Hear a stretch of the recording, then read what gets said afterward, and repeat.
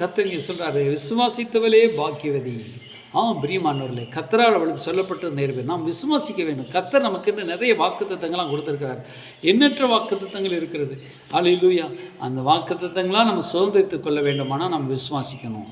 அதில் எப்படி விசுவாசிக்கணும்? ஒன் மைண்டாக விசுவாசிக்கணும். ஒரே மைண்டு, ஒரே சிந்தனை, ஒரு நோக்கத்தை எடுத்துக்கணும். அதே நோக்கம், அதே சிந்தனை.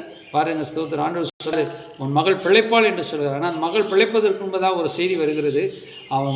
உன் மகள் இறந்து விட்டாள், நீ போதகரை தொந்தரவு பண்ண வேண்டாம் சொல்லி வருகிறது. ஆனால் ஆண்டவர் சொல்கிறார், நீ விசுவாசம் உள்ளவனாகவே இரு என்று சொல்கிறார். ஒன்லி பிலீவ் என்று சொல்கிறார்.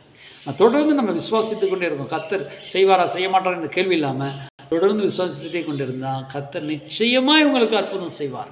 விசுவாசிக்கிறவன் பதறான். விசுவாசித்தால் தேவனுடைய மகிமையை காண்பாய். விசுவாசிய கூடுமானால் ஆகும், உங்களால் எல்லாம் ஆகும் என்று நான் உங்களுக்கு சொல்கிறேன் என்று இயேசு சொல்கிறார். அந்த மலையை பார்த்து பெயர்ந்து சமுத்திரம் விழு என்று சொன்னால் அப்படி ஆகும்.